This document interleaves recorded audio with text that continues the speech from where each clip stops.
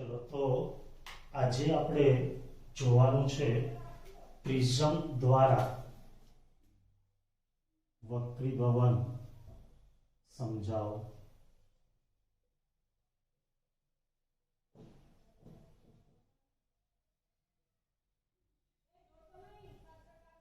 Prism દ્વારા વક્રીભવન સમજાવો ખૂબ જ અગત્યની અને મોસ્ટ આઈએમપી થિયરી છે.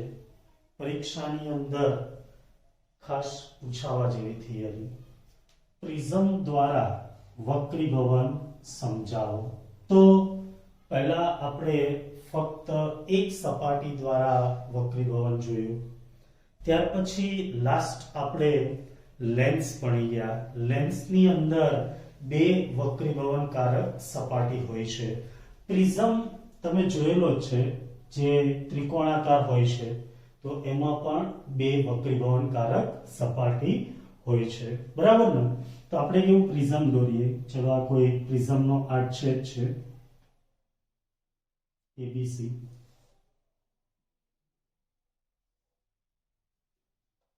જો આકૃતિ થોડી તમે વ્યવસ્થિત દોરજો, આપણે થોડી રફ થાય તો ચાલશે, બરાબર ને? તો આ કોઈ પ્રિઝમનો આડછેદ એબીસી દર્શાવેલ છે, રાઈટ?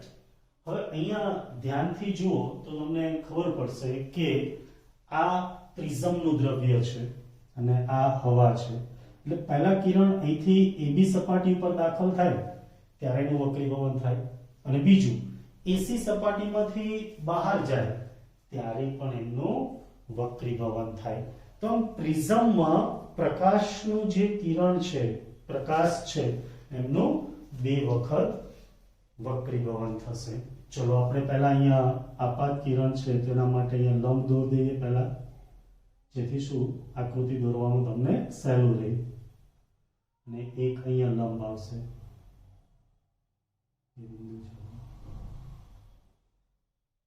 બરાબર? તો અહીંયાથી કોઈ પ્રકાશનું કિરણ આપાત થાય છે તો આને શું કહેવાય? આપાત કિરણ. જેને લંબ સાથે બનાવેલ કોણને આપાત કોણ આઈ કહેવાય. જો પ્રિઝમ ન હોય તો આમ સીધે સીધું જતું રહે, પરંતુ અહીંયા પ્રિઝમ છે એટલે વક્રીભવન પામી અને આ દિશામાં આગળ વધશે, બરાબર? તો આ વક્રીભૂત કિરણ થશે. લંબ અહીંયા લઈ લઈએ, રાઈટ? આપાત સપાટીએ દોરેલો લંબ છે. તો આનું નામ છે, તમારી ટેક્સ્ટ બુક પ્રમાણે આપણે પીક્યુ આપીએ. પીક્યુ એ આપાત કિરણ છે જે ક્યુઆર દિશામાં આગળ વધે છે. હવે જુઓ, અહીંયા માધ્યમ એક જ હોય તો આમ સીધું જતું રહે, પરંતુ અહીંયા ઘટમાંથી પાતળા માધ્યમમાં જાય છે એટલે પ્રકાશનું કિરણ છે લંબથી થોડું દૂર આમ જશે. તો આ જે ખૂણો છે એને આપણે જાણીએ છીએ એ પ્રમાણે લંબ સાથેનો ખૂણો કહેવાય, બરાબર ને? ઓકે, ચલો. તો અહીંયા આનું નામ છે એ RS આપેલું છે, રાઈટ?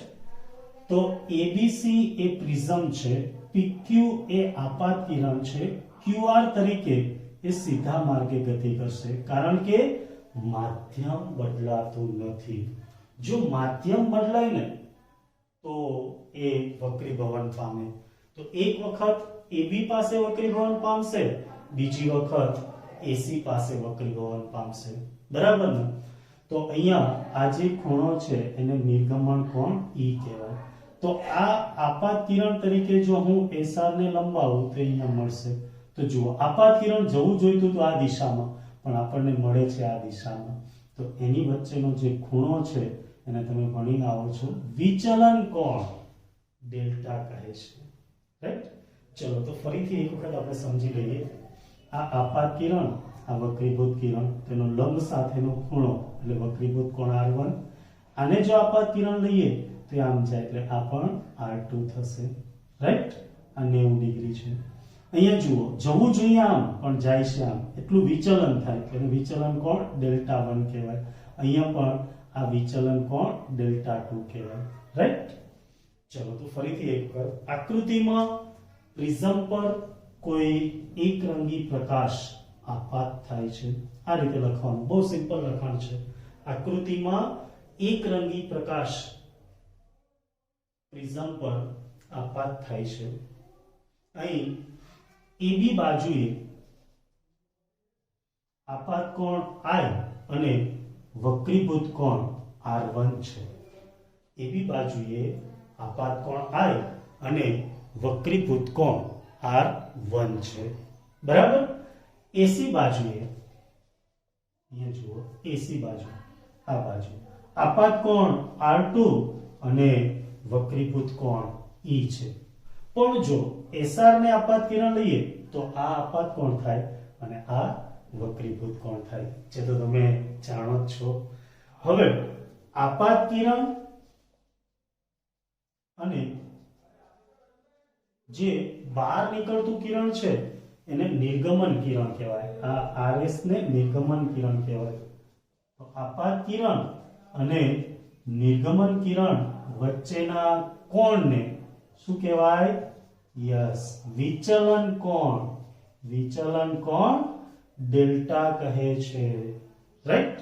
ચલો હવે આપણે સૂત્ર મેળવવું છે. તો પહેલા આનું નામકરણ કરીએ. તો અહીંયા નામ આપી દઈએ n. તમને ગમે એવા નામ આપી શકો. અહીંયા બિંદુનું નામ આપી દઈએ m. તો ફર્સ્ટ ચતુષ્કોણ AQNR દેખાય છે દરેકને? યસ, AQNR માં જુઓ, આ ખૂણો 90, આ ખૂણો પણ 90. AQN ખૂણો AQN અને ખૂણો ARN બંને 90 ના છે. બરાબર ને? એટલે કે બંને સમાન છે અને બંને ખૂણા 90 ડિગ્રીના છે. તો બાકી કયા રહેશે? A અને N, જેને કહેવાય QNR. N એટલે આખું નામ શું લખાય? QNR. તેથી ખૂણો A પ્લસ ખૂણો QNR બરાબર, જુઓ, ચતુષ્કોણ હોય તો એના ચાર ખૂણાનો સરવાળો 360 થાય. પણ આ બંને 90 છે એટલે 90 પ્લસ 90 180. તો બાકી કેટલા રહેશે? બરાબર 180, જેને કહીએ સમીકરણ 1. બરાબર છે. ઓકે, આપણે પ્રિઝમ કોણ, આ A છે એને પ્રિઝમ કોણ કહેવાય. તો એની આપણે કિંમત જોઈએ છે. તો QNR ને દૂર કરવા ત્રિકોણ QNR લઈએ. જો QNR, QNR દેખાય છે? ત્રિકોણ QNR માં હવે જુઓ, ચતુષ્કોણ હોય તેના ચાર ખૂણાનો સરવાળો બરાબર 360. પણ ત્રિકોણ હોય તેના ત્રણ ખૂણાનો સરવાળો બરાબર 180. તો અહીંયા ત્રણ ખૂણા કોણ થશે? તો એક R1, બીજો R2 અને ત્રીજો QNR. તો ખૂણો R1 પ્લસ ખૂણો R2 પ્લસ ખૂણો QNR બરાબર 180. સમીકરણ 2. હવે જુઓ, સમીકરણ 1 અને 2 ધ્યાનથી જુઓ તો ખબર પડશે કે બંનેની જમણી બાજુ 180 છે, એટલે સમાન છે. જેની જમણી બાજુ સમાન હોય એની ડાબી બાજુ પણ સમાન જ થાય. બરાબર ને? તેથી ખૂણો A પ્લસ ખૂણો QNR બરાબર ખૂણો R1 પ્લસ ખૂણો R2 પ્લસ ખૂણો QNR. તો બંને બાજુથી QNR કેન્સલ થશે. ભાઈ બંને બાજુથી QNR ઉડી જશે. તેથી બાકી શું રહેશે?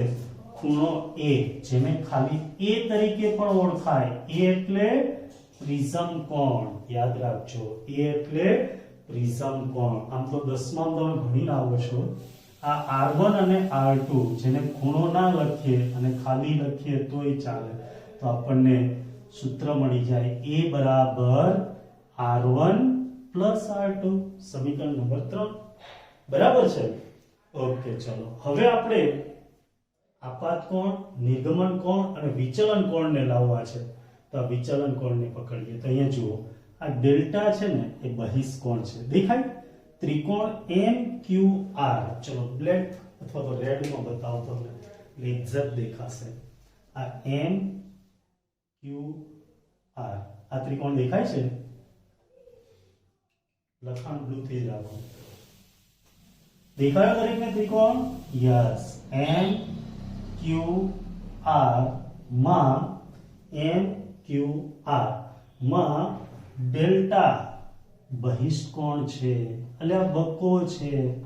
અને આપણે ભણી ગયા બહિષ્કોણ એ અંતઃસમૂહ કોણોના સરવાળા જેટલો હોય, તેથી ડેલ્ટા બરાબર ડેલ્ટા 1 પ્લસ ડેલ્ટા 2.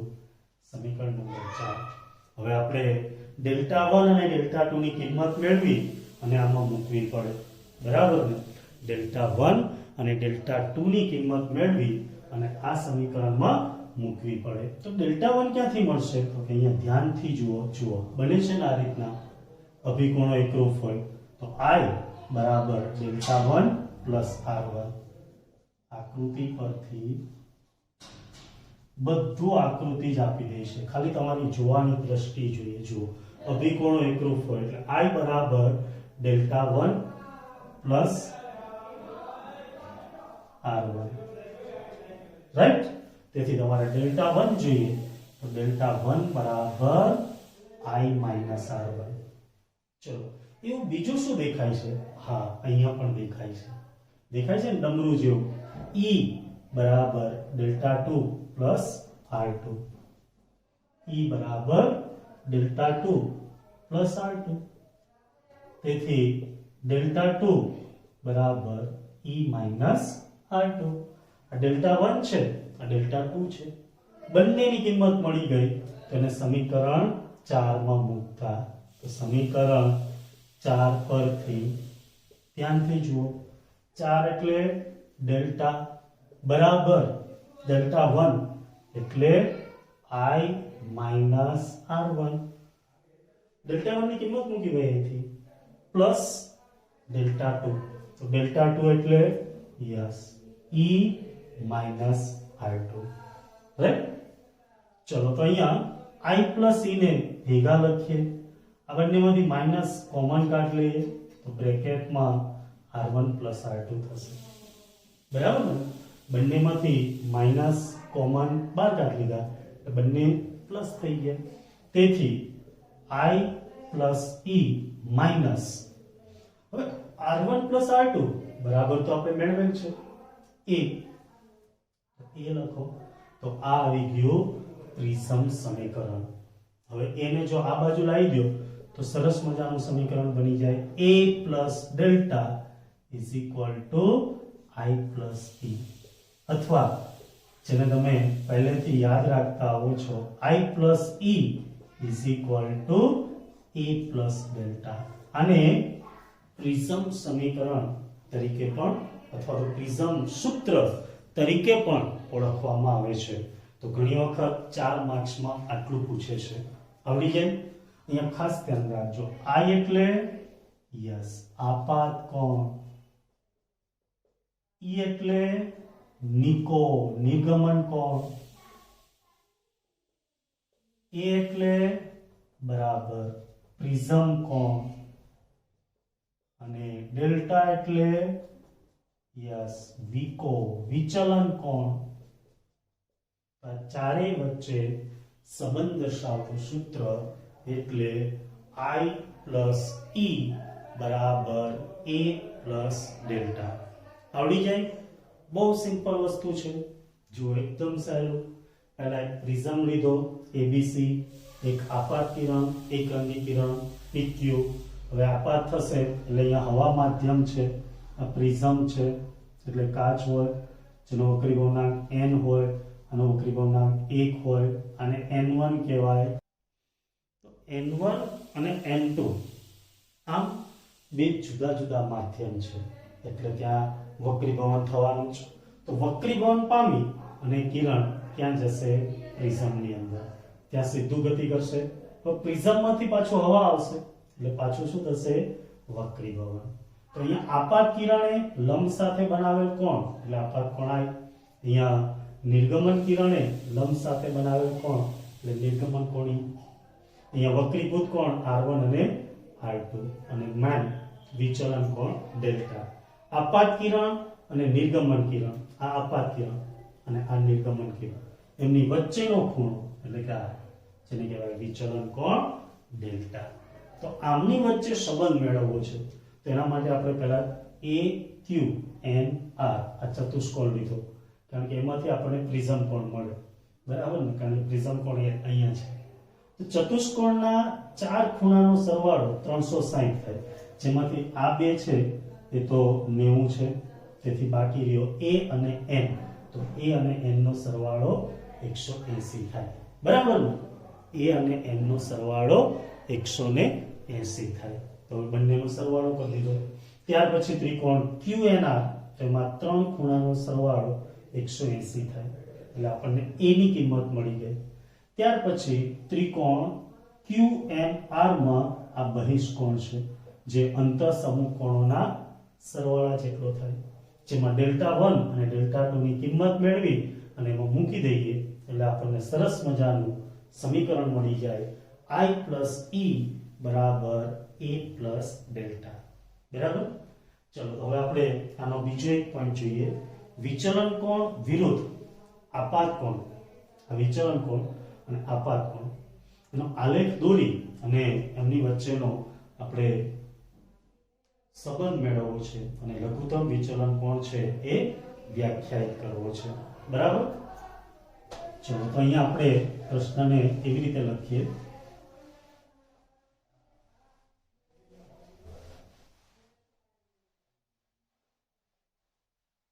તો લખાઈ ગયું ને. ઓકે, તો વિચલન કોણ